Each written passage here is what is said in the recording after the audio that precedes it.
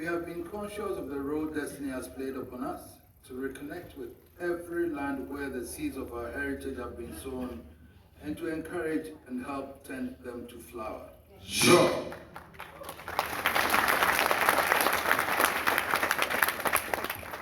Through the pain and agony of our history, through the incomprehensible destruction of the slave trade and humiliation of colonial subjugation, millions of our sons and daughters were thrown into bondage across the seas centuries past. Sure.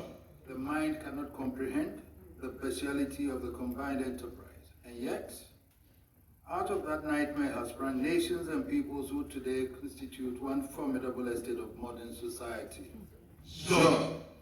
Whenever I've thought deeply about that episode in history, I've been reminded of the battle cry of the Asante Kingdom at the height of its power as one of Africa's greatest warrior kingdoms.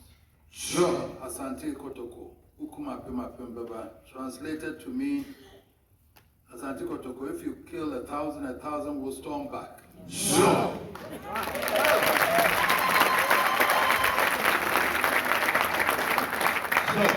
And it represents the kills of the porcupine. That battle cry speaks to the unconquering spirit of our people. And I see it fully reflected in the Caribbean islands, in the United States, in Brazil, in Suriname, and yes, in the heartland of Europe. In these far-flung lands, millions of our own perished at the hands of slave masters in heart-rending circumstances. But far from being swept into oblivion by the tide, their seeds have germinated, proudly bearing the glorious fruits we behold today in Trinidad and Tobago and the many beautiful nations of the Caribbean. Sure. The millions now stand tall over the ashes of the martyrs who fell, testimony to the undying spirit that says, Ukumapima Apembaba. Sure. Just as our spirits cannot be broken, so we cannot be divided or estranged from our heritage.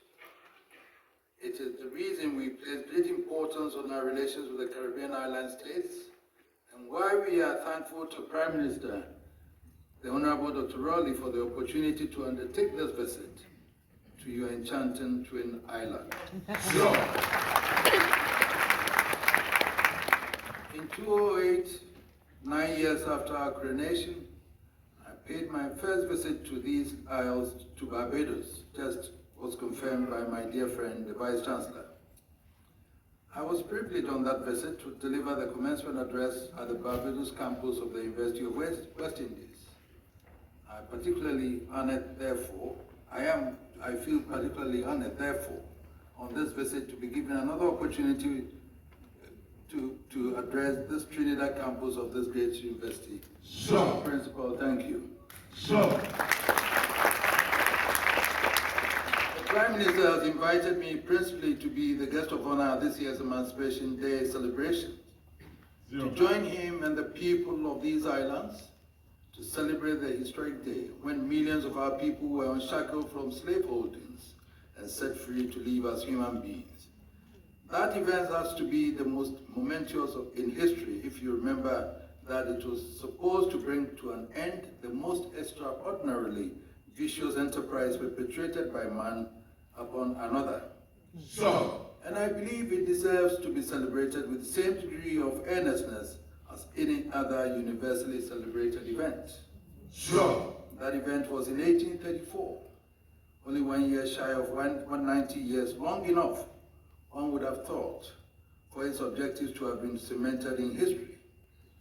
And yet, even as we herald the event, there remains the potent issue of whether emancipation has delivered on its promise. It is important to recognize at the outset that the emancipation story is conjoined with the African heritage, and its impact, therefore, is inseparable from the African experience. Sure.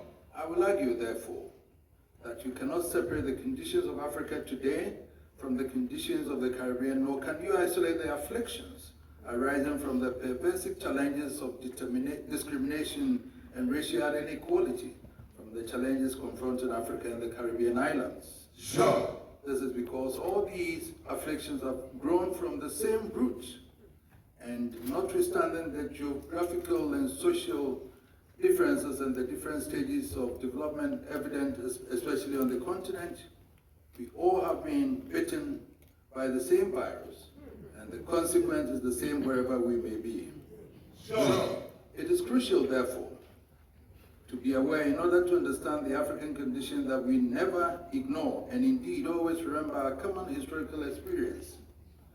Understanding the historical experience is the first step towards the discovery of what I will call the social penicillin that gets to the root of what has become an endemic condition. Sure. You should not take for granted that the experience is too obvious for all to see.